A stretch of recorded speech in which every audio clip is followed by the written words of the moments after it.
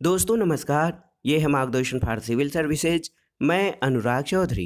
दोस्तों उत्तर प्रदेश माध्यमिक शिक्षा सेवा चयन बोर्ड द्वारा आयोजित आगामी टीजीटी पीजीटी परीक्षा इतिहास को ध्यान में रखकर इम्पॉर्टेंट प्रश्नों के रिवीजन के लिए आज की वीडियो में प्रस्तुत है मध्यकालीन भारत से संबंधित महत्वपूर्ण प्रश्न, जो आपके टीजीटी सामाजिक विज्ञान और पीजीटी यानी प्रवक्ता परीक्षा इतिहास के लिए बहुत ही उपयोगी है। दोस्तों ये वीडियो इतिहास विषय से आयोजित गवर्नमेंट इंटर कॉलेज प्रवक्ता, गवर्नमेंट डिग्री कॉलेज, उच्चतर शिक्षा असिस्टेंट प्रोफेसर, एलटी ग्रेड, केंद्रीय विद्यालय संगठन और नेट जेआरएफ इतिहास के लिए बहुत ही उपयोगी है। तो आइए शुरू करते हैं आज का वीडियो। दोस्तों सबसे पहले हम जानेंगे तुर्कों के आक्रमण के बारे में। दोस्तों गजनवी वंश, जिसको कि यामिनी वंश भी कहा जाता है, इसका संस्थापक पूछता है कई बार। तो जान लीजिए गजनवी वंश या यामिनी वंश का संस्थापक अलप्तगीन था और उसने गजनी को अपनी राजधानी बनाया था। इसके अलावा दोस्तों अलप्तगीन का दामाद जो था, ये इसका नाम सुबुक्तगीन था। वो प्रथम तुर्की था जिसने हिंदू शाही शासक जयपाल को पराजित किया था। तो गजनवी वंश, जिसको यामिनी वंश भी कहा जाता है, इसका संस्थापक अलप्तगीन था। उसने गजनी को अपनी राजधानी बनाया और अलप्तगीन का दामाद सुबुक्तगीन था। वो प्रथम तुर्की था जिसने हिंदू शाही शासक जयपाल को पराजित किया था। अब आइए जानते हैं महमूद गजनवी के बारे में। दोस्तों सुबुक्तगीन की विजयों से उत्साहित होकर उसके पुत्र महमूद गजनवी ने 1000 से 1027 तक भारत पर 17 बार आक्रमण किया था। तो सुबुक्तगीन का पुत्र था महमूद गजनवी और इसने 1000 से 1027 ईस्वी तक भारत पर 17 बार आक्रमण किया। महमूद गजनवी ने दोस्तों 1025 में गुजरात स्थित सोमनाथ यानी शिव मंदिर पर आक्रमण किया और उस समय गुजरात का शासक भीम प्रथम था। किताबुल हिंद, जिसको कि दोस्तों किताबुल हिंद कहा जाता है, इसका लेखक अलबरूनी था और ये महमूद गजनवी के साथ भारत आया था। किताबुल हिंद का लेखक अलबरूनी था और ये महमूद गजनवी के साथ भारत आया। एक और प्रसिद्ध पुस्तक है दोस्तों शाहनामा, इसका लेखक फिरदौसी था। उसका यानी महमूद गजनवी का दरबारी कवि था। शाहनामा में राजाओं की वंशावलियाँ मिलती हैं। दोस्तों उतबी और फर्रुखी भी महमूद गजनवी के दरबार से संबंधित थे। देखिए महमूद गजनवी ने दोस्तों एक तरफ संस्कृत मुद्रा लेख और दूसरी तरफ अरबी मुद्रा लेख के साथ चांदी के सिक्के निर्गत किए थे और 1030 ईस्वी में महमूद गजनवी की मृत्यु हो गई थी। अगला जो शासक है वो है सिहाबुद्दीन उर्फ मुइजुद्दीन मोहम्मद गोरी। दोस्तों 12वीं सदी के मध्य में गोरी वंश का उदय हुआ। गोरी साम्राज्य का आधार उत्तर पश्चिम अफगानिस्तान था और मोहम्मद गोरी ने भारत में तुर्क राज्य की स्थापना की थी। तो भारत में तुर्क राज्य की स्थापना मोहम्मद गोरी ने की थी। इसका पूरा नाम शिहाबुद्दीन उर्फ मुइजुद्दीन मोहम्मद गोरी था। दोस्तों मोहम्मद गोरी का पहला आक्रमण 1175 में मुल्तान पर हुआ था और मुल्तान से आगे बढ़ते हुए उसने गुजरात पर आक्रमण किया, लेकिन गुजरात के शासक भीम द्वितीय के हाथों उसे पराजित होना पड़ा था। 1191 में देखिए तराइन का प्रथम युद्ध हुआ था। इसमें पृथ्वीराज चौहान, जिसको कि पृथ्वीराज तृतीय कहा जाता है, इसने मोहम्मद गोरी को पराजित किया था। 1192 में गोरी पूरी तैयारी के साथ आया और तराइन के द्वितीय युद्ध में उसने पृथ्वीराज चौहान यानी पृथ्वीराज तृतीय को पराजित किया था। एक प्रश्न और महत्वपूर्ण है, देखिए मोहम्मद गोरी के सिक्कों पर एक ओर कलमा और दूसरी ओर देवी लक्ष्मी की आकृति अंकित मिलती है। दोस्तों मोहम्मद गोरी द्वारा विजित भारतीय साम्राज्य का स्वामी उसका सबसे महत्वपूर्ण गुलाम कुतुबुद्दीन ऐबक था। आइए देखते हैं प्रमुख वंश और शासक और उनसे संबंधित महत्वपूर्ण तथ्यों को। देखिए कुतुबुद्दीन ऐबक, इसको लाख बख्श भी कहा जाता है और इसने 1206 से 1210 ईस्वी तक शासन किया और कुतुबुद्दीन ऐबक का शासन जो है गुलाम वंश के नाम से जाना जाता है। दोस्तों सूफी संत ख्वाजा कुतुबुद्दीन बख्तियार काकी के नाम पर कुतुबुद्दीन ऐबक ने दिल्ली में कुतुब मीनार की नींव रखी, जिसको कि इल्तुतमिश ने पूरा करवाया था, और बाद में मीनार के क्षतिग्रस्त होने पर इसको फिरोज तुगलक ने मरम्मत करवाया था।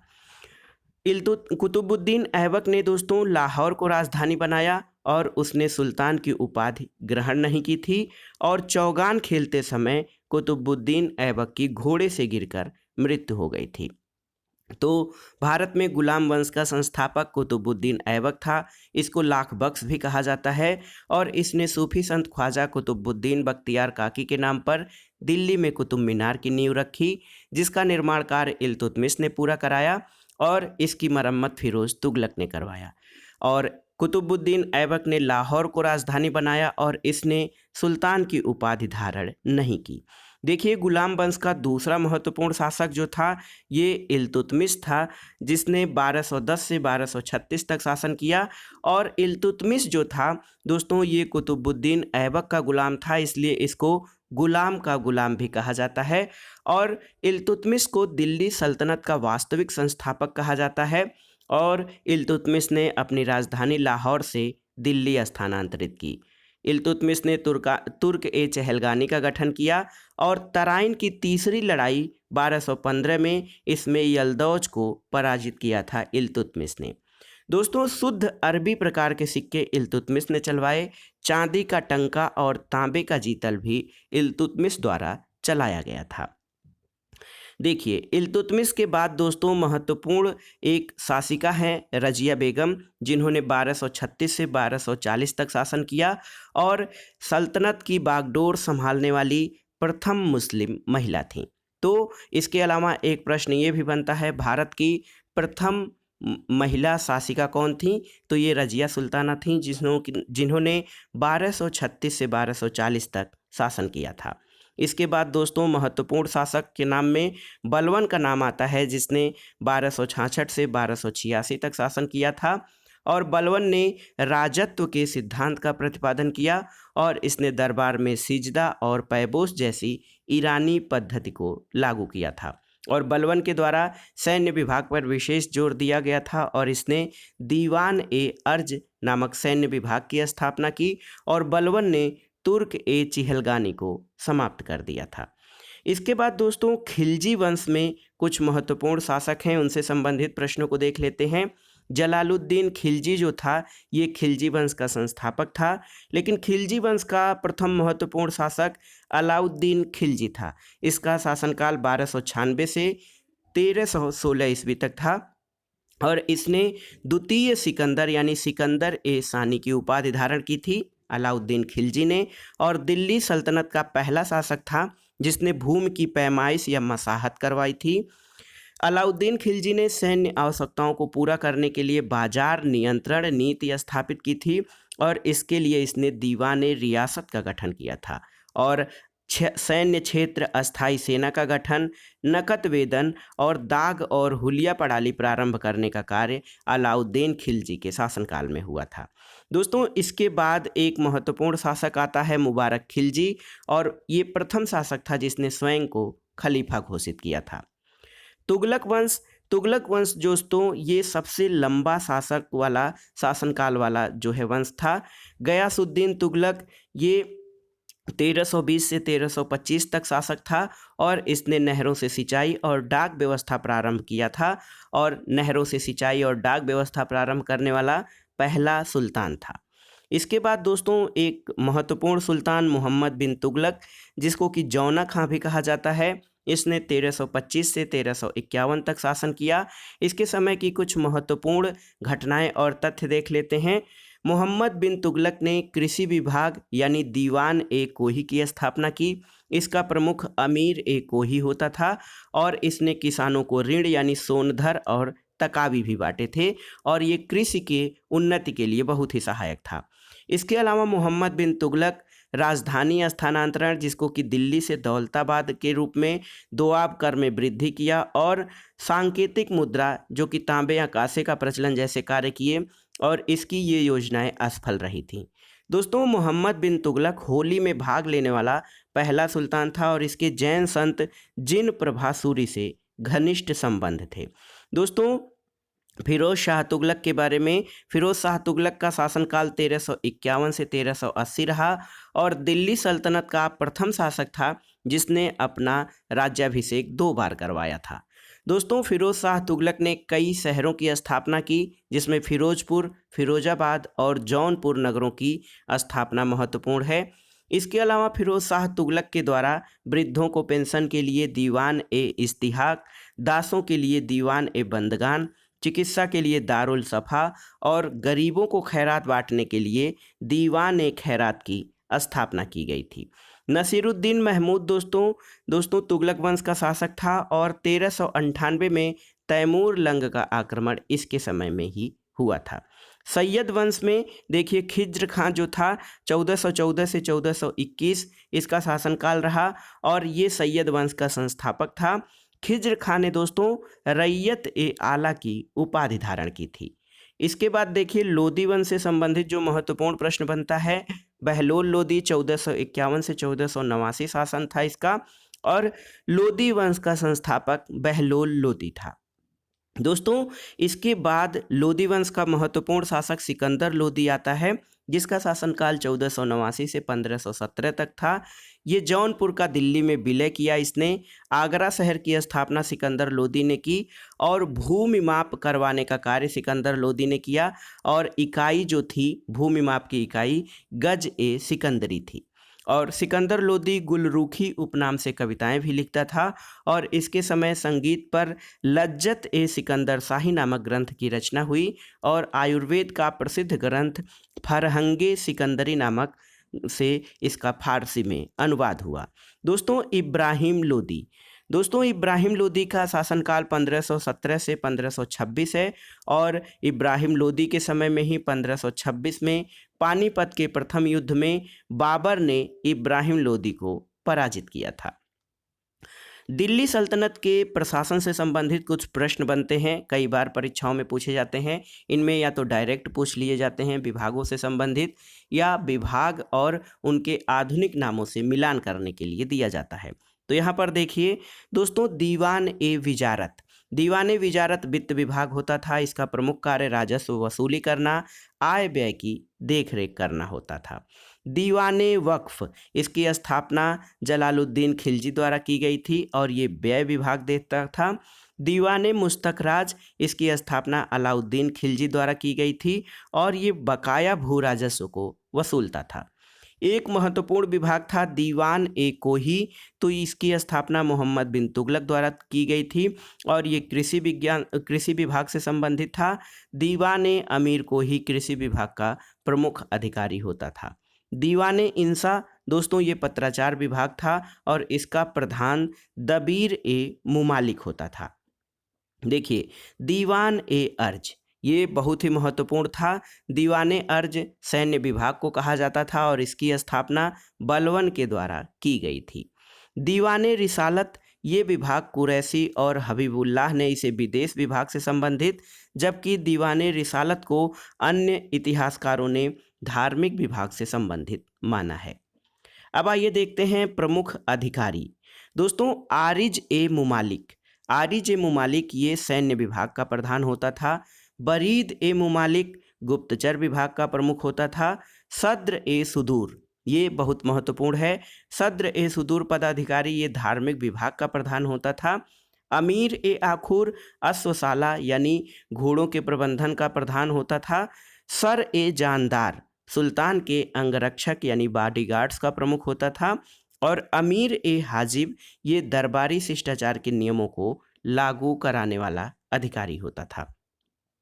दोस्तों, इक्ता व्यवस्था से संबंधित कई प्रश्न पूछे जाते हैं। इक्ता एक अरबी शब्द है और इक्ता एक प्रकार का प्रशासनिक अनुदान है जिससे राजस्व और प्रशासनिक अधिकार भी दिए जाते थे।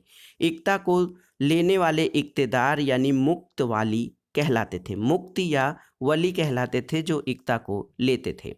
इक्ता व्यवस्था वंशानुगत नहीं थी, ये हस्तांतरणीय होती थी और इक्तेदार को अपना वेतन, सैनिक खर्च, प्रशासनिक खर्च इत्यादि के बाद जो बचता था इसे केंद्रीय खजाने में जमा करना होता था जिसको कि फवाजिल कहा जाता था। गयासुद्दीन तुगलक ने इक्तेदार की व्यक्तिगत आय यानी वेतन और सैनिकों का वेतन अलग कर दिया था। तो गयासुद्दीन तुगलक था और फिरोज तुगलक ने इक्तादारों को, जो कि पहले वंशानुगत नहीं था, इसको वंशानुगत बना दिया था। सल्तनत काल में तकनीकी विकास भी हुए थे। देखिए, सल्तनत काल में कुओं से सिंचाई के लिए एक नई तकनीक का विकास हुआ जिसे साकिया या रहट कहा जाता था। चरखा और वस्त्रों में ठप्पा छपाई तुर्कों की देन है और घोड़ों के पैरों में लगाया जाने वाला नाल भी तुर्कों के आगमन से प्रयोग में आया था। और स्थापत्य में चूना, गारा और सुर्खी का प्रयोग सल्तनत काल से होने लगा था।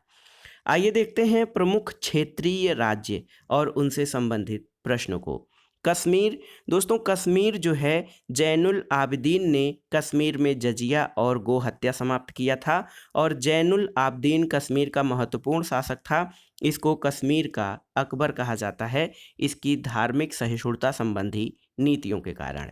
जौनपुर, तो जौनपुर महत्वपूर्ण क्षेत्रीय राज्य था। फिरोज शाह तुगलक ने मोहम्मद बिन तुगलक यानी जौना खां के स्मृति में जौनपुर की स्थापना की थी।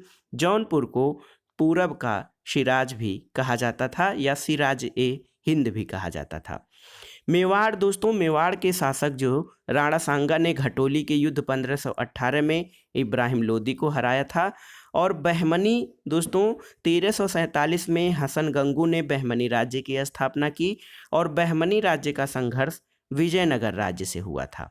बहमनी साम्राज्य 5 स्वतंत्र राज्यों, अहमदनगर जो कि निजाम शाही शासन था, बीजापुर जो कि आदिल शाही था, बरार इमाद शाही था और बीदर जो था वरीद शाही था, गोलकुंडा कुतुब शाही, ये बहमनी राज्य का विभाजन जो है 5 स्वतंत्र राज्यों में हो गया था। इसके अलावा विजयनगर जो साम्राज्य था दोस्तों, 1336 में हरिहर और बुक्का ने इसकी स्थापना की थी। कृष्णदेव राय इस वंश का प्रमुख शासक था और इसके दरबार में अष्टदिग्गज यानी तेलुगु के 8 प्रमुख विद्वान रहते थे। एक महत्वपूर्ण युद्ध हुआ था जो विजयनगर साम्राज्य से संबंधित है, वो था तालीकोटा या राक्षसी तांगड़ी का युद्ध 1565 में। विजयनगर और बीदर, अहमदनगर, बीजापुर, गोलकुंडा के सम्मिलित संघ के विरुद्ध हुआ था। इसके अलावा नायंकार और आयंगार व्यवस्था विजयनगर की विशिष्ट प्रशासनिक व्यवस्था थी। विजयनगर में आने वाले विदेशी यात्रियों से संबंधित कुछ महत्वपूर्ण प्रश्नों को देखते हैं। देखिए, निकोलो कोंटी नामक यात्री, ये इटली का रहने वाला था और ये देवराय प्रथम के शासनकाल में भारत आया था। निकोलो कोंटी इटली वेनिस का रहने वाला था। अब्दुल रज्जाक, दोस्तों ये देखिए फारस का निवासी था, देवराय द्वितीय के समय में इसने यात्रा की थी। नूनिज पुर्तगाल का निवासी था और इसने अच्युत राय जो कि विजयनगर साम्राज्य का राजा था, अच्युत राय के समय में भारत की यात्रा की थी। डोमिंगो पायस ने जो है कृष्णदेव राय के समय में, और ये पुर्तगाल का यात्री था। बारबोसा ने कृष्णदेव राय यानी डोमिंगो पायस और बारबोसा दोनों ने कृष्णदेव राय के शासनकाल में भारत की यात्रा की थी। अब आइए देखते हैं दोस्तों सूफी सिलसिला, इससे संबंधित जो महत्वपूर्ण तथ्य हैं आपकी परीक्षाओं के लिए। भारत का सबसे प्राचीन सूफी सिलसिला चिश्ती सिलसिला था और भारत में इसके संस्थापक ख्वाजा मोइनुद्दीन चिश्ती थे। वे 1192 में भारत आए और अजमेर में बस गए थे।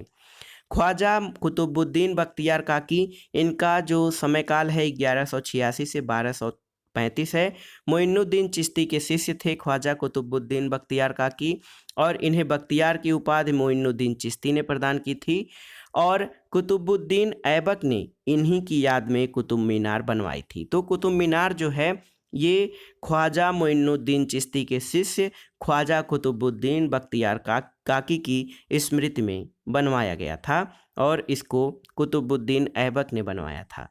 बाबा फरीद, इनको फखरुद्दीन गंज ए शकर भी कहा जाता है, ये कुतुबुद्दीन बख्तियार काकी के शिष्य थे। हांसी और अजोधन को इन्होंने अपना केंद्र बनाया और गुरु ग्रंथ साहब में इनके उपदेश संकलित हैं और इन्हें पाक पाटन पंजाब में दफनाया गया था। निजामुद्दीन औलिया सूफी संतों में बहुत ही महत्वपूर्ण है। देखिए, निजामुद्दीन औलिया का जो समयकाल है 1236 से 1325 और ये बाबा फरीद के शिष्य थे। बदायूं में इनका जन्म हुआ था और दिल्ली के 7 सुल्तानों का शासन इन्होंने देखा था। निजामुद्दीन औलिया को महबूब ए इलाही और सुल्तान उल औलिया की उपाधि भी मिली थी। निजामुद्दीन औलिया के प्रमुख शिष्य अमीर खुसरो थे और निजामुद्दीन औलिया ने अमीर खुसरो को तुर्कल्लाह की उपाधि दी थी। निजामुद्दीन औलिया का मकबरा दिल्ली में स्थित है। अगले संत हैं नसीरुद्दीन चिराग ए दिल्ली। इनका जन्म अयोध्या में यानी फैज़ाबाद में हुआ था। इनके प्रचार प्रसार का केंद्र दिल्ली था और गेसु दराज इनके शिष्य थे जिनको बंदा नवाज की उपाधि मिली है। सुहरावर्दी सूफी। दोस्तों, सुहरावर्दी सूफी संत जो थे ये सादा जीवन नहीं बिताते थे, ये राजकीय पद भी धारण करते थे और सुहरावादी सिलसिला उच्च वर्गों में लोकप्रिय था और इसके संस्थापक भारत में बहाउद्दीन जकारिया थे और इनका क्षेत्र सिंध और मुल्तान प्रांत था। आगे चलकर सुहरावर्दी संप्रदाय दो भागों में बट गया। फिरदौसी जिसके संस्थापक शेख बदरुद्दीन थे और सत्तारी सिलसिला जिसके संस्थापक अब्दुल सत्तार थे। ये देखिए सरफुद्दीन याहया मनेरी ये फिरदौसी सिलसिले के सबसे प्रसिद्ध संत थे और सत्तारी योग को अपनाने वाली एकमात्र शाखा थी। तो योग को अपनाने वाली एकमात्र शाखा सत्तारी शाखा थी और मोहम्मद गौस इस संप्रदाय के प्रसिद्ध संत थे। इसके अलावा दोस्तों कादरी सिलसिला। तो कादरी सिलसिले के संस्थापक अब्दुल कादिर जिलानी थे और इस सिलसिले के प्रमुख संतों में मियाँ मीर आते हैं। नक्शबंदी सिलसिला, इसके भारत में प्रवर्तक ख्वाजा बाकी बिल्लाह थे और शेख अहमद सरहिंदी इनके प्रमुख संत थे।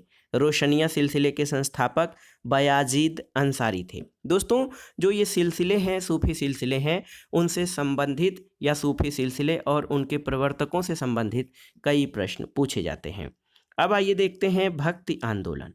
दोस्तों, भक्ति आंदोलन का पहला उल्लेख या भक्ति का पहला उल्लेख श्वेताश्वतर उपनिषद में आता है और ये प्रश्न कई बार पूछा गया है कि भक्ति का पहला उल्लेख कहाँ पर किया गया है। भक्ति की अवधारणा मौर्योत्तर काल में आई और दक्षिण भारत में जनप्रिय आंदोलन के रूप में अलवार और नैनार संतों के द्वारा भक्ति आंदोलन का प्रारंभ हुआ।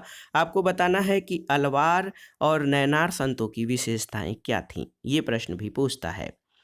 दोस्तों, आइए प्रमुख दर्शन और उनके प्रतिपादकों के बारे में जानते हैं। शंकराचार्य, जिनको कि प्रच्छन्न बौद्ध कहा जाता है, इनका दर्शन अद्वैतवाद है। रामानुजाचार्य का दर्शन विशिष्टाद्वैतवाद है। निम्बार्काचार्य का द्वैताद्वैतवाद है और माधवाचार्य का द्वैतवाद है। इसके अलावा वल्लभाचार्य, इनका शुद्धाद्वैतवाद और पुष्टि मार्ग है। तो ये प्रमुख दर्शन और उनके प्रवर्तक रहे हैं। देखिए रामानंद। दोस्तों, रामानंद जिनका कि समयकाल 1294 से 1411 है, ये पहले संत हैं जिन्होंने हिंदी में संदेश दिया। इनके 12 शिष्य थे जो भिन्न भिन्न जाति और वर्णों से थे, जैसे कबीर जुलाहा थे, धन्ना जाट थे, रैदास चर्मकार थे और सेन नाई थे। और ये प्रश्न भी पूछा गया है कि विभिन्न संत जैसे कबीर, धन्ना, रैदास, सेन और इनको इनकी जातियों से मिलाना था। दोस्तों, कबीरदास, इनका जन्म 1398 में काशी में और मृत्यु मगहर में हुई थी और मगहर संत कबीर नगर उत्तर प्रदेश में है। दोस्तों, कबीरदास सिकंदर लोदी के समकालीन थे और कबीर के शिष्य भागुदास ने इनकी रचनाओं का बीजक में संकलन किया। दोस्तों, कहीं कहीं इनका नाम धर्मदास भी आता है। कबीर के शिष्य धर्मदास ने इनकी रचनाओं का संकलन किया था। कबीर की प्रमुख रचनाएं बीजक, साखी, सबद, होली, रेखताल इत्यादि हैं।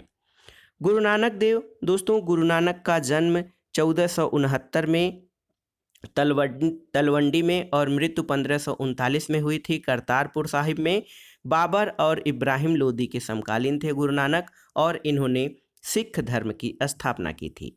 दादू दयाल एक प्रसिद्ध संत थे। 1544 से 1603 इनका कार्यकाल है, समयकाल है। इन्होंने ब्रह्म या परम ब्रह्म संप्रदाय की स्थापना की थी और इन्होंने खट दर्शन को अस्वीकृत करके निपख मार्ग का अनुमोदन किया था। तो दादू दयाल निपख मार्ग से संबंधित हैं। इन्होंने खट दर्शन को अस्वीकृत कर दिया था।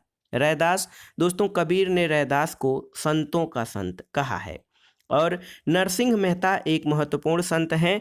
गांधी जी के प्रिय भजन वैष्णव जन तो तेने कहिए, जे पीर पर आई जाड़े रे, इसके रचयिता नरसिंह मेहता या नरसी मेहता थे और नरसिंह मेहता का कार्यक्षेत्र गुजरात था। सूरदास, दोस्तों सूरदास अष्टछाप के प्रधान कवि थे और वल्लभाचार्य के शिष्य थे और कृष्ण भक्ति शाखा के ये प्रवर्तक माने जाते हैं। महाराष्ट्र के प्रमुख संतों में दोस्तों ज्ञानदेव का नाम आता है, जिनका समयकाल 1275 से 1296 है। गीता पर इन्होंने भाष्य लिखा, शंकर पर टीका लिखा। नामदेव जो हैं दोस्तों, ये महाराष्ट्र के संत नामदेव को वरकरी परंपरा में स्थान दिया जाता है। महाराष्ट्र के प्रमुख संत एकनाथ थे, जिन्होंने वैराग्य का विरोध कर गृहस्थों के लिए भी भक्ति द्वारा मोक्ष प्राप्ति का मार्ग प्रशस्त किया। तुकाराम, संत तुकाराम वरकरी संप्रदाय से थे और संत रामदास, ये समर्थ गुरु रामदास कहा जाता है, ये शिवाजी के समकालीन थे और ये धरकरी संप्रदाय से जुड़े थे। दोस्तों चैतन्य महाप्रभु, इनका समयकाल 1486 से 1533 है और इन्होंने संकीर्तन प्रणाली चलाई। इनको गौरांग महाप्रभु भी कहा जाता है। चैतन्य महाप्रभु द्वारा चलाए गए पंथ का नाम क्या है, इसके बारे में भी प्रश्न पूछा जाता है, तो आपको बताना है ये कौन सा पंथ इन्होंने चलाया था। एक संत हैं शंकरदेव, इनका कार्यक्षेत्र असम है और इनका समयकाल 1449 से 1568 है। एक शरण संप्रदाय और महापुरुषों संप्रदाय की इन्होंने स्थापना की और शंकरदेव सत्रिय नृत्य के रचनाकार माने जाते हैं। दोस्तों एक महत्वपूर्ण प्रश्न बनता है कि गुरु ग्रंथ साहब में रामानंद, कबीर, दादू दयाल, नामदेव, रैदास आदि के कुछ गीत भी शामिल किए गए हैं। अब आइए देखते हैं महत्वपूर्ण खंड मुगल काल से संबंधित प्रश्नों को। मुगल काल में देखिए बाबर, इसका शासनकाल 1526 से 1530 है। पंजाब के गवर्नर दौलत खां लोदी ने बाबर को भारत पर आक्रमण करने के लिए निमंत्रण भेजा था और पानीपत के प्रथम युद्ध 20-21 अप्रैल 1526 में बाबर ने इब्राहिम लोदी को पराजित किया था। देखिए बहुत ही महत्वपूर्ण प्रश्न है। मुगल काल से संबंधित कई सारे प्रश्न बनते हैं परीक्षाओं में। तो मुगल वंश का संस्थापक बाबर था। बाबर और उत्तरवर्ती मुगल शासक तुर्क और सुन्नी मुसलमान थे। बाबर ने मुगल वंश की स्थापना की और इसके साथ ही पद बादशाही की स्थापना की थी, जिसके तहत शासक को बादशाह कहा जाता है। दोस्तों बाबर ने भारत पर 5 बार आक्रमण किया था और बाबर के 1507 पर बादशाह की उपाधि धारण की थी, जिसे अब तक किसी तैमूर शासक ने धारण नहीं किया था। बाबर के 4 पुत्र थे, हुमायूं, कामरान, अस्करी और हिंदाल। दोस्तों देखिए पानीपत का प्रथम युद्ध जो हुआ था ये बहुत ही महत्वपूर्ण था। यहाँ पर देखिए पानीपत का प्रथम युद्ध 20-21 अप्रैल 1526 इसमें बाबर ने इब्राहिम लोदी को पराजित किया था और बाबर ने इस युद्ध में तुगलमा युद्ध पद्धति का प्रयोग किया था और इस युद्ध में बाबर के 2 तोपची उस्ताद अली और मुस्तफ़ा खां थे। तो बाबर के 2 प्रसिद्ध निशानेबाज भी थे, ये उस्ताद अली और मुस्तफ़ा खां, ये भी कई बार प्रश्न पूछता है। देखिए दोस्तों यहाँ पर देखिए पानीपत के प्रथम युद्ध के बाद बाबर ने राणा सांगा के साथ खानवा युद्ध 1527, मेदिनी राय के साथ चंदेरी का युद्ध 1528 और अफगानों के साथ घाघरा युद्ध 1529 लड़ा। 1530 में बाबर की मृत्यु हो गई, उसे काबुल में दफनाया गया। और बाबर ने दोस्तों तुर्की भाषा में अपनी आत्मकथा तुझके बाबरी, जिसको बाबरनामा कहा जाता है, लिखा था और इसका फारसी अनुवाद अब्दुल रहीम खान खाना ने किया था। बाबर प्रसिद्ध नक्शबंदी सूफी ख्वाजा उबैदुल्ला अहरार का अनुयायी था। दोस्तों बाबर द्वारा लड़े गए प्रमुख युद्ध पानीपत का प्रथम युद्ध 21 अप्रैल 1526 को इब्राहिम लोदी और बाबर के बीच हुआ, जिसमें बाबर विजयी हुआ था। खानवा का युद्ध 17 मार्च 1527 को राणा सांगा और बाबर के बीच हुआ, जिसमें बाबर विजयी हुआ था। चंदेरी का युद्ध 29 जनवरी 1528 को मेदिनी राय और बाबर के बीच हुआ, जिसमें बाबर विजयी हुआ। और घाघरा का युद्ध 6 मई 1529 को अफगानों और बाबर के बीच हुआ था, जिसमें बाबर विजयी हुआ था। दोस्तों इब्राहिम लोदी के बारे में कहा जाता है कि इब्राहिम लोदी मध्यकाल का पहला शासक था जो युद्ध स्थल में मारा गया था। दोस्तों यहाँ पर देखिए बाबर द्वारा लड़े गए युद्धों का क्रम पूछता है, तो पानीपत, खानवा, चंदेरी और घाघरा का युद्ध। बाबर का जो उत्तराधिकारी था वो हुमायूं था। हुमायूं ने 1530 से 1540 और 1555-56 ईस्वी में शासन किया था। दोस्तों, नसीरुद्दीन हुमायूं 29 दिसंबर 1530 को आगरा में 23 वर्ष की अवस्था में सिंहासन पर बैठा और गद्दी पर बैठने के पहले हुमायूं बदख्शां का सूबेदार था। देखिए, चौसा का युद्ध 1539 में शेरशाह यानी शेर खां और हुमायूं के बीच युद्ध हुआ था। इसमें हुमायूं पराजित हुआ और निजाम नामक भिश्ती ने हुमायूं की जान बचाई थी।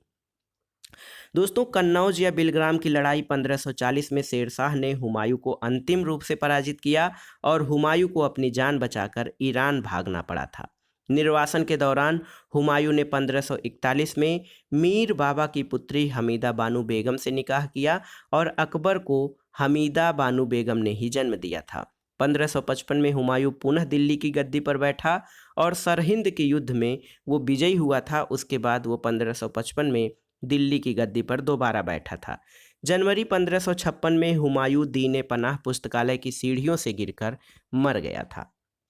दोस्तों, देखिए, बहुत ही महत्वपूर्ण है हुमायूं का शासनकाल जो है ये बहुत ही महत्वपूर्ण और उठा पटक का शासनकाल रहा था। और हुमायूं के बारे में एक इतिहासकार हैं लेन पूल, इन्होंने कहा है कि हुमायूं गिरते पड़ते इस जीवन से मुक्त हो गया, ठीक उसी तरह जिस तरह तमाम जिंदगी वह गिरते पड़ते चलता रहा।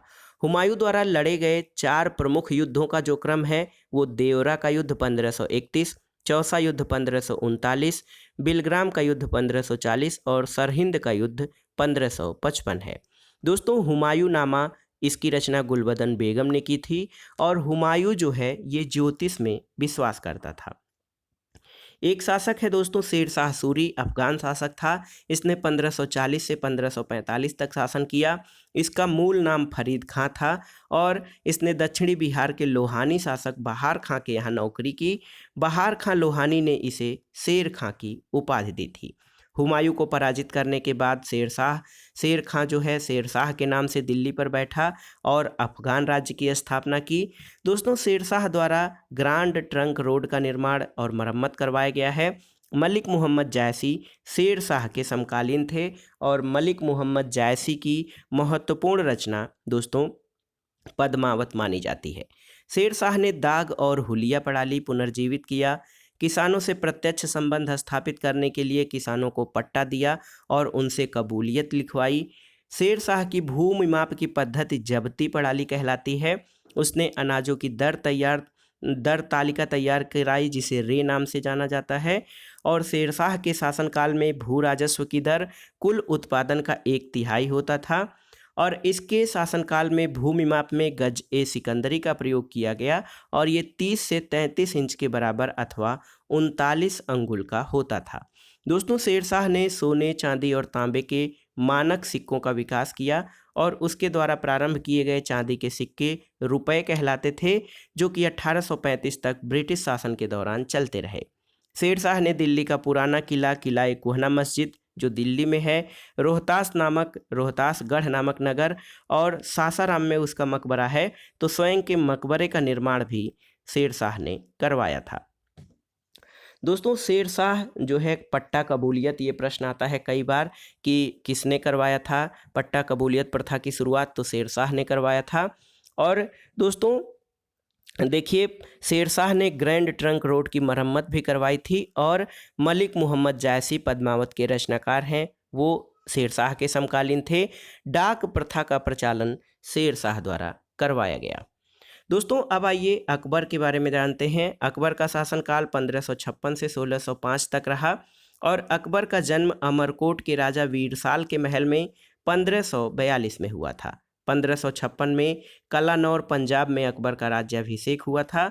5 नवंबर 1556 को पानीपत का द्वितीय युद्ध हुआ था, जिसमें हेमू यानी हेमचंद विक्रमादित्य इसकी पराजय हुई और अफगानों की सत्ता हमेशा के लिए समाप्त हो गई। दोस्तों, बैरम खां अकबर का वकील था और अब्दुल रहीम खान ए खाना बैरम खां का पुत्र था। 1556 से 1560 ईस्वी तक अकबर बैरम खां के संरक्षण में रहा, ये भी प्रश्न कई बार पूछा है। और 1560 से 1562 तक के समय में अकबर माहम अनगा के प्रभाव में रहा और इस समय को इस समय के शासन को पर्दा शासन या पेटीकोट शासन भी कहा जाता है। अकबर के दरबार को सुशोभित करने वाले 9 रत्नों में अबुल फजल, फैजी, तानसेन, बीरबल, टोडरमल, राजा मान सिंह, अब्दुल रहीम खान खाना, फ़कीर अजीउद्दीन और मुल्ला दो प्याजा थे। दोस्तों 1602 में सलीम, जिसका कि बाद में नाम जहांगीर था, जहांगीर पड़ा, उसके निर्देश पर वीर सिंह बुंदेला ने दक्षिण से आगरा की ओर आ रहे अबुल फजल की हत्या कर दी थी। दोस्तों ग्वालियर में जन्मे तानसेन का वास्तविक नाम रामतनु पांडे था और अकबर ने उन्हें वाड़ी विलास कंठाभरण बारी विलास की उपाधि दी थी। बीरबल, जो कि प्रमुख दरबारी था, उसके बचपन का नाम महेश दास था और अकबर द्वारा चलाए गए दीन ए इलाही को स्वीकार करने वाला एकमात्र हिंदू बीरबल था और यूसुफ जाइयों के विद्रोह को दबाने के दौरान बीरबल की हत्या हो गई थी। एक महत्वपूर्ण प्रश्न आता है कि अकबर ने इबादत खाना की स्थापना कब की? 1575 में। दोस्तों 1575 में अकबर ने इबादत खाना की स्थापना की। 1562 में अकबर हरम दल से अपने को पूर्णतः मुक्त हो गया था और दोस्तों महाराणा प्रताप की मृत्यु जो है, हल्दी घाटी का युद्ध 18 जून 1576 को महाराणा प्रताप और अकबर के बीच हुआ था। इस युद्ध में अकबर विजयी हुआ था और इस युद्ध में मुगल सेना का नेतृत्व मान सिंह और आसफ खान ने किया था। अकबर का सेनापति मान सिंह था। दोस्तों अकबर ने 1582 में दीन ए इलाही का प्रारंभ किया था और अकबर ने अनुवाद विभाग की स्थापना की थी। अब्दुल कादिर बदायूनी के नेतृत्व के एक समूह ने रामायण का फारसी में अनुवाद किया था अकबर के शासनकाल में और महाभारत का फारसी अनुवाद रजमनामा के नाम से फैजी के नेतृत्व में एक टीम ने किया था, जिसमें बदायूनी भी शामिल था। दोस्तों फैजी ने लीलावती ग्रंथ, जो कि भास्कराचार्य का है, गणित का ग्रंथ है, उसका और नल दमयंती का फारसी में अनुवाद किया था। इसके अलावा अबुल फजल ने अनवर ए सुहेली नाम से पंचतंत्र का फारसी में अनुवाद किया और अकबर के समकालीन प्रसिद्ध संत शेख सलीम चिश्ती थे। 1562 में आमेर का राजा भारमल स्वेच्छा से अकबर की अधीनता में आ गया और ऐसा करने वाला यानी भारमल प्रथम राजपूत शासक था। भारमल के पुत्र भगवान दास और पौत्र मान सिंह अकबर के दरबार में उच्च पदों पर थे। हल्दी घाटी का युद्ध आप जानते हैं 1576 में मेवाड़ के शासक महाराणा प्रताप और अकबर के सेनापति मान सिंह के बीच हुआ था, जिसमें महाराणा प्रताप की हार हुई थी। 1601 में अकबर ने दक्षिण में खान देश पर हमला करके असीरगढ़ के किलों को छीन लिया था और असीरगढ़ का अभियान अकबर का अंतिम सैन्य अभियान था। तो बहुत ही महत्वपूर्ण है अकबर के शासनकाल के कुछ महत्वपूर्ण वर्ष। दोस्तों इसने दास प्रथा का अंत 1562 में किया, हरम दल से मुक्ति 1562 में, तीर्थ यात्रा कर 1563 में समाप्त किया गया और जजिया कर 1564 में समाप्त हुआ था। इबादत खाने की स्थापना 1575 में हुई थी। दीन ए इलाही की स्थापना 1582 में और राजधानी जो है ये लाहौर स्थानांतरित 1585 में की गई थी। दोस्तों मुगलों की राजकीय भाषा क्या थी? फारसी थी, आपको जानना जरूरी है। जहांगीर, इसका शासनकाल 1605 से 1627 है और जहांगीर का जन्म अकबर की पटरानी मरियम उज़्ज़मानी से हुआ था। जहांगीर ने शासन की उदारता और न्याय पर काफ़ी बल दिया और इसके लिए उसने आगरा में न्याय का घंटा स्थापित करवाया था। अहमदनगर के वजीर मलिक अंबर के विरुद्ध सफलता से खुश होकर जहांगीर ने अपने पुत्र खुर्रम को शाहजहां की उपाधि दी थी और 1606 में जहांगीर के पुत्र खुसरो ने विद्रोह कर दिया। जहांगीर ने उसे अंधा कर दिया और बाद में उसकी हत्या करवा दी। खुसरो के विद्रोह में उसे सहायता देने के कारण जहांगीर ने गुरु अर्जुन देव को फांसी दे दी और इसी के समय कांधार मुगलों के हाथ से निकलकर पर्सिया यानी ईरान के हाथ में चला गया था। ये वर्ष था 1662। दोस्तों जहांगीर ने 1611 में नूरजहां मेहरुन निसा से विवाह किया था और नूरजहां मिर्जा गियास बेग की बेटी थी। जहांगीर ने गियास बेग को इत्मादुद्दौला की उपाधि दी थी। और एक प्रश्न ये आता है कि गुलाब से इत्र निकालने की विधि, तो नूरजहां की मां अस्मत बेगम ने गुलाब से इत्र निकालने की विधि खोजी थी। दोस्तों अशोक के कौशाम्बी स्तंभ या प्रयाग पर समुद्रगुप्त की प्रयाग प्रशस्ति और जहांगीर का लेख उत्कीर्ण है और जहांगीर ने तंबाकू के सेवन पर प्रतिबंध लगाया था। एक प्रश्न ये बनता है। दोस्तों शाहजहां, इसका शासनकाल 1627 से 1658 है। 1592 में शाहजादा खुर्रम यानी शाहजहां का जन्म हुआ था। उसकी माता मारवाड़ शासक उदय सिंह की पुत्री जगत गोसाई थीं। शाहजहां ने अर्जुमंद बानो बेगम, जो कि मुमताज़ महल बाद में जिसका नाम पड़ा, उसके साथ विवाह किया और उसे मलिका ए जमानी की उपाधि दी थी। दोस्तों शाहजहां को कोहिनूर हीरा मीर जुमला, जो कि गोलकुंडा का वजीर था, उसने भेंट किया था। और शाहजहां के सबसे बड़े पुत्र दारा सिकोह ने सिर्र ए अकबर यानी महान रहस्य नाम से उपनिषदों का फारसी में अनुवाद करवाया था। एक महत्वपूर्ण प्रश्न ये देखिए, 1657 में शाहजहां बीमार हो गया और उस समय दारा सिकोह आगरा का, शुजा बंगाल का, औरंगजेब दक्कन का और मुराद गुजरात का सूबेदार था। और शाहजहां के बीमार पड़ने के बाद चारों भाइयों में उत्तराधिकार का युद्ध प्रारंभ हो गया था। यहाँ पर देखिए कुछ महत्वपूर्ण युद्ध। 15 अप्रैल 1658 को दारा और औरंगजेब के बीच धर्मट का युद्ध हुआ। इसमें दारा की पराजय हुई। 29 मई 1658 को दारा और औरंगजेब के बीच सामूगढ़ का युद्ध हुआ, जिसमें दारा पराजित हुआ। और मार्च 1659 में देवराय का युद्ध हुआ, जिसमें दारा अंतिम रूप से पराजित हुआ और 1659 में दारा को मृत्युदंड दे दिया गया। दोस्तों इसके पहले जून 1658 में औरंगजेब ने शाहजहां को बंदी बनाकर आगरा के किले में डाल दिया, जहां 1666 में उसकी मृत्यु हो गई थी। अब आइए देखते हैं औरंगजेब। इसका शासनकाल काफ़ी लंबा था, 1658 से 1707। और उत्तराधिकार के युद्ध में अपने भाइयों को समाप्त करके औरंगजेब ने गद्दी प्राप्त की। औरंगजेब को जिंदा पीर कहा जाता है और उसने 2 बार अपना राज्याभिषेक करवाया था। औरंगजेब ने 1675 में सिखों के 9वें गुरु तेग बहादुर की हत्या दिल्ली में करवा दी और औरंगजेब ने 1679 में जजिया कर पुनः लागू किया था। 1686 में औरंगजेब ने बीजापुर को और 1687 में गोलकुंडा को विजित करके अपने साम्राज्य में मिला लिया। मदन्ना और अकन्ना नामक ब्राह्मणों का संबंध गोलकुंडा के शासक अब्दुल हसन से था। औरंगजेब के समय हिंदू मनसबदारों की संख्या सर्वाधिक थी। ये प्रश्न भी कई बार पूछा गया है। दोस्तों औरंगजेब ने सिक्कों पर कलमा खुदवाना, झरोखा दर्शन, तुलादान प्रथा, 9 रोज प्रथा इत्यादि पर प्रतिबंध लगा दिया। और औरंगजेब के समय संगीत पर प्रतिबंध था, लेकिन वो खुद बीड़ा बजाने में कुशल था। 1707 में अहमदनगर के पास औरंगजेब की मृत्यु हो गई और औरंगजेब के समय आगरा, मथुरा और ग्वालियर के जाटों ने विद्रोह किया और इनका नेता गोकुल जाट था। राजा राम जाट ने विद्रोह करके सिकंदरा में अकबर के मकबरे को खोद डाला था। अब आइए देखते हैं जहां से महत्वपूर्ण प्रश्न बनते हैं, मुगलकालीन शासन और प्रशासन व्यवस्था। मुगल बादशाह अपने साम्राज्य का सर्वेसर्वा होता था। वकील या वजीर संपूर्ण प्रशासन का पर्यवेक्षक होता था। दीवान ए आला या दीवान ए कुल, ये मुगल शासन व्यवस्था में राजस्व संबंधी प्रशासन देखता था। मीर बख्शी सेना विभाग का प्रधान होता था और मनसबदारों की नियुक्ति के लिए सिफारिश और उसके लिए जागीर की अनुशंसा करता था। मीर समा या खाने समा राजकीय कारखानों का अधिकारी होता था। सद्र उर्स सुदूर धार्मिक मामलों से संबंधित था। मुख्य काजी या काजी उल कुजात के नाम से जाना जाता था। ये न्याय विभाग का प्रधान होता था। दोस्तों मुगल काल में मीर ए आतिश का पद जो है, इसको दरोगा ए तोपखाना भी कहा जाता था। ये मंत्री स्तर का पद न होते हुए भी बहुत ही महत्वपूर्ण था, क्योंकि शाही तोपखाना इसके अधीन होता था। दरोगा ए डाक चौकी इसके अधीन राज्य के गुप्तचर और संदेशवाहक होते थे।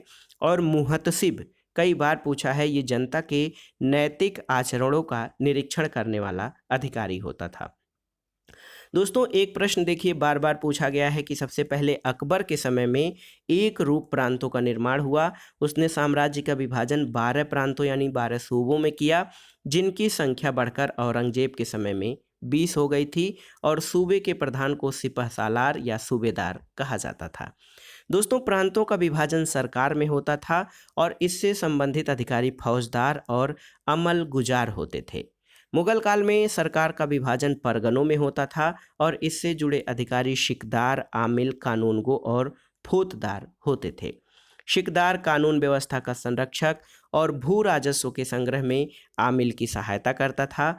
आमिल भू राजस्व प्रशासन से जुड़ा था और कानूनगो गांव के पटवारियों का मुखिया और स्वयं कृषि भूमि का पर्यवेक्षक होता था।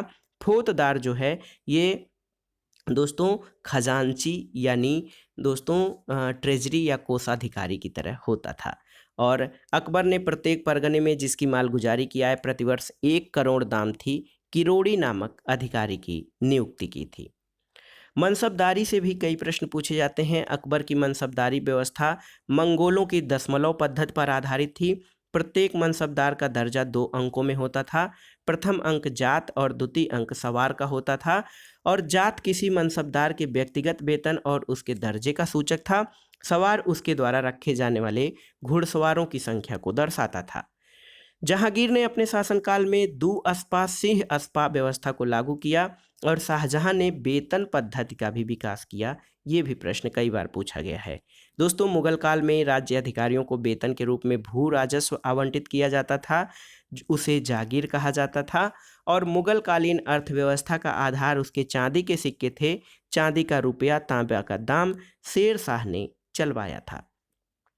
मुगल काल में आने वाले प्रसिद्ध यात्रियों के बारे में जान लेते हैं। अकबर के समय में फादर एंथोनी मोन्सेरेट और राल्फ फिंच आए थे। जहांगीर के समय में कई सारे विदेशी यात्री विलियम हॉकिंस, थॉमस कोरियत, फ्रांसिस्को पर्लसाट और एडवर्ड टेरी थे। और शाहजहां के शासनकाल में पीटर मुंडी, ट्रेवर्नियर, मनुची और बर्नियर ने भारत में यात्रा की थी। अब आइए मराठों से संबंधित प्रश्न को देखते हैं।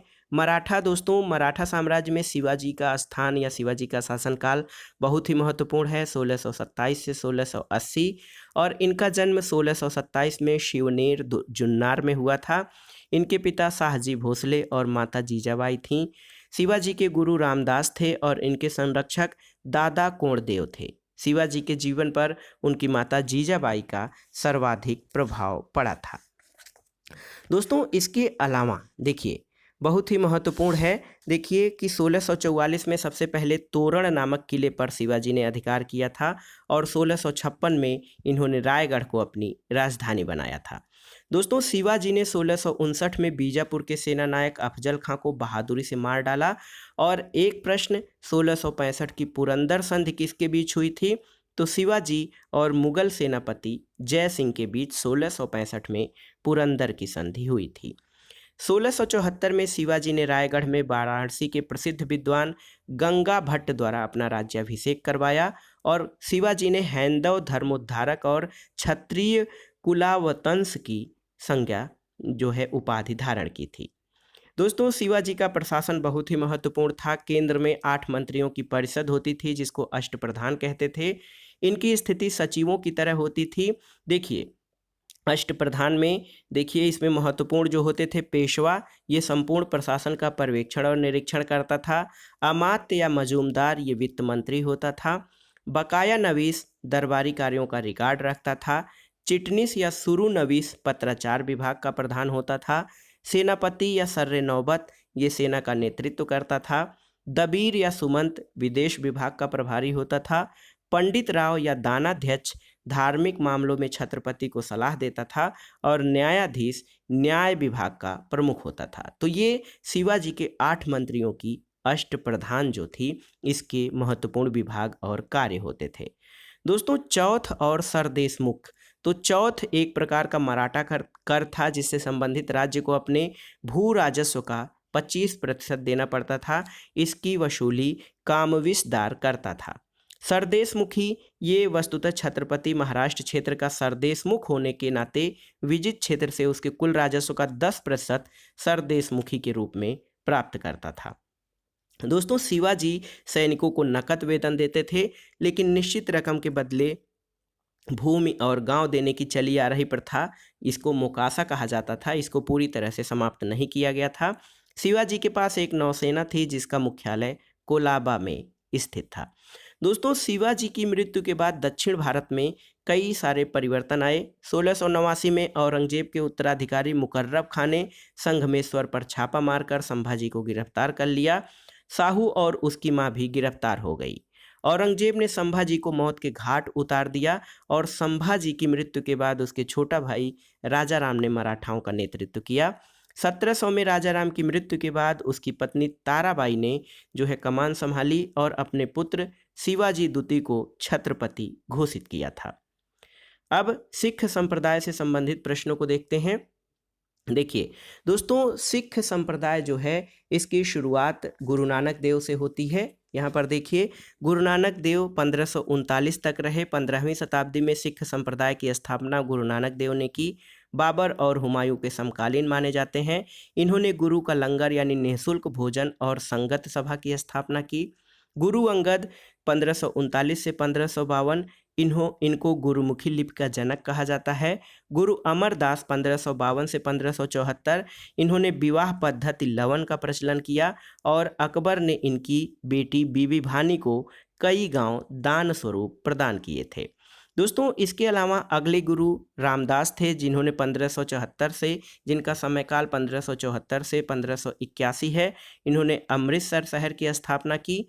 गुरु अर्जुन देव 1581 से 1606, इन्होंने 1606 में आदि ग्रंथ का संकलन किया और अमृतसर जलाशय के बीच हरमंदिर साहब, जिसको कि स्वर्ण मंदिर कहा जाता है, इसका निर्माण करवाया। और मुगल राजकुमार खुसरो की सहायता के कारण जहांगीर द्वारा गुरु अर्जुन देव को मृत्युदंड दिया गया था। गुरु हरगोविंद 1606 से 1644, इन्होंने अकाल तख्त यानी ईश्वर के सिंहासन का निर्माण किया और सिखों को एक लड़ाकू समुदाय के रूप में संगठित किया। गुरु हर राय ये सिखों के 7वें गुरु थे। गुरु हरकिशन, इनकी मृत्यु चेचक से हो गई थी। और गुरु तेग बहादुर 1664 से 1675, इस्लाम स्वीकार न करने के कारण औरंगजेब ने वर्तमान शीशगंज गुरुद्वारे के निकट इनको मरवा दिया था। सिखों के 10वें और अंतिम गुरु गुरु गोविंद सिंह थे। 1675 से 1708 इनका समयकाल है और इनका जन्म पटना में 1666 में हुआ था। इन्होंने स्वयं को सच्चा पातशाह कहा और पाहुल प्रणाली की शुरुआत गुरु गोविंद सिंह से हुई। खालसा पंथ 1699 की स्थापना इन्होंने की और सिखों के लिए 5 ककार, केस, कंघा, कृपाण, कच्छा, कड़ा अनिवार्य किया। और कृष्णावतार और जफरनामा की रचना गुरु गोविंद सिंह ने की थी। विचित्र नाटक इनकी आत्मकथा का नाम है और 1708 में नांदेड़ महाराष्ट्र में गुल खां नामक पठान द्वारा इनकी हत्या कर दी गई थी। गुरुपद की समाप्ति और आदि ग्रंथ यानी गुरु ग्रंथ साहब को ही गुरु घोषित कर दिया गया।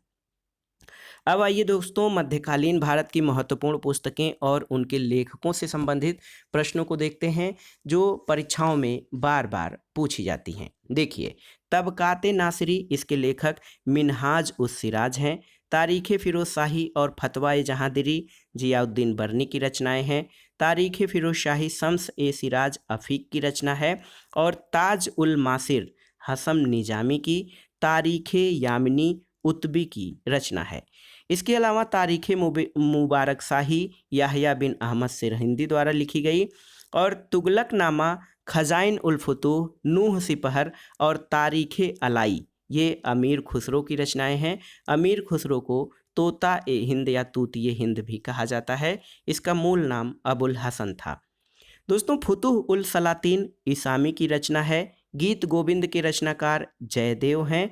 और मिताक्षरा विज्ञानेश्वर की रचना है। पद्मावत की रचना मलिक मोहम्मद जायसी ने की और ये शेरशाह के समकालीन थे। चंदायन मुल्ला दाऊद की सूफी रचना है। विसल देव रासो नलपथ नाल्ह की रचना है। और मृगावती की रचना कुतुबन ने की थी। दोस्तों, तुझके बाबरी, बाबर की आत्मकथा है जो कि तुर्की भाषा में बाबर के द्वारा लिखी गई थी। हुमायूं नामा, ये गुलबदन बेगम ने हुमायूं नामा की रचना की थी। दोस्तों, आईने अकबरी, देखिए बहुत ही महत्वपूर्ण है। आईने अकबरी और अकबरनामा अबुल फजल की रचनाएं हैं। तबकाते अकबरी निजामुद्दीन अहमद की रचना है। तारीख़ शेरशाही या तोहफात ए अकबर शाही अब्बास खां सारवानी की कृति है। मुंतखाब उल तवारीख, ये कई बार पूछा है, बदायूनी इसके लेखक हैं। और मुंतखाब उल लुबाब खफी खां की रचना है। तुझके जहांगीर, जहांगीर और बाद में मोहतबिंद खां ने इसको पूरा किया। पादशाहनामा अब्दुल हमीद लाहौरी की रचना है। शाहजहांनामा, दोस्तों शाहजहांनामा इनायत खां की रचना है। और फुतुहात ए आलमगीरी, ये ईश्वर दास नागर की कृति है। मजमा उल बहरीन, जो 2 समुद्रों का संगम, ये दारा सिकोह द्वारा इसकी रचना की गई। तो दोस्तों, ये था आज का वीडियो। इसमें आपने टीजीटी पीजीटी परीक्षा इतिहास के लिए महत्वपूर्ण प्रश्न जो आपके कंप्लीट रिवीजन के लिए महत्वपूर्ण हैं, इनको हमने इन प्रश्नों में देखा। एक बार जो ये पुस्तकें हैं हम सोच रहे हैं फिर से दोहरा दिया जाए। दोस्तों, महत्वपूर्ण पुस्तकें एक बार फिर से आप देख लीजिए, क्योंकि यहाँ से कई सारे प्रश्न पूछे जाते हैं। तबकाते नासरी मिनहाज उस सिराज की रचना है। तारीख़ फ़िरोज़शाही और फतवा जहांदरी जियाउद्दीन बरनी की है। तारीख़ फ़िरोज़शाही शम्स ए सिराज अफीक की रचना है। ताजुल मासिर हसन निजामी, और ये पुस्तकें कई बार मिलान के लिए भी पूछी जाती हैं। तारीख़ यामनी अल उतबी की रचना है और तारीख़ मुबारक शाही याहया बिन अहमद सरहिंदी की। तुगलकनामा, खजाइन फुलतूह, नूर सिपहर और तारीख़ अलाई ये अमीर खुसरो की रचनाएं हैं। फुतूह उस सलातीन ईसामी की कृति है। गीत गोविंद के रचनाकार आप जानते हैं जयदेव हैं। मिताक्षरा विज्ञानेश्वर की टीका है। पद्मावत मलिक मोहम्मद जायसी की रचना है। चंदायन मोल्ला दाऊद की। विसल देवरासो नरपत नाल्ह की, और मृगावती कुतुबन की रचना है दोस्तों। और देखिए, तुझके बाबरी तुर्की भाषा में लिखा गया बाबर की आत्मकथा है। और हुमायूं के बारे में हुमायूं नामा गुलबदन बेगम ने लिखा है। दोस्तों, आईने अकबरी और अकबरनामा अबुल फजल की रचना है। तबकाते अकबरी निज़ामुद्दीन अहमद की। तारीख़ शेर शाही या फुतुहात ए अकबर शाही अब्बास खां सरवानी द्वारा लिखी गई। मुंतखाब उल तवारीख ये कई बार पूछा है, बदायूनी की रचना है। और मुंतखाब उल लुबाब भी पूछा है, खफी खां द्वारा इसकी रचना की गई थी। तुझके जहांगीरी, दोस्तों ये जहांगीर की आत्मकथा है, बाद में मौतबिंद खां ने इसे पूरा किया। और देखिए, पादशाहनामा अब्दुल हमीद लाहौरी, ये भी कई बार ये प्रश्न मिलाने के लिए आया है। अब्दुल हमीद लाहौरी का पादशाहनामा है। शाहजहांनामा इनायत खां द्वारा। और फुतुहात ए आलमगीरी ईश्वर दास नागर द्वारा इसकी रचना की गई। और मजमा उल बहरीन यानी दो समुद्रों का संगम दारा सिकोह की रचना है। तो दोस्तों, ये था आज का वीडियो। इसमें आपने महत्वपूर्ण प्रश्नों को, जो कि टीजीटी पीजीटी इतिहास के साथ अन्य परीक्षाओं के लिए उपयोगी हैं, उनको आपने देख लिया। और ये वीडियो आप एक दो बार रिवाइज कर लेंगे तो आपका पढ़ा हुआ फिर से रिवाइज हो जाएगा। इसमें केवल उन्हीं महत्वपूर्ण प्रश्नों को रिवीजन के लिए डाला गया है, शामिल किया गया है, जो परीक्षाओं की दृष्टि से महत्वपूर्ण है। वीडियो आपको कैसा लगा हमें कमेंट बॉक्स में ज़रूर बताइएगा। वीडियो को लाइक करें, शेयर करें, और इस चैनल मार्गदर्शन फॉर सिविल सर्विसेज को सब्सक्राइब करें। वीडियो देखने के लिए धन्यवाद दोस्तों। नमस्कार।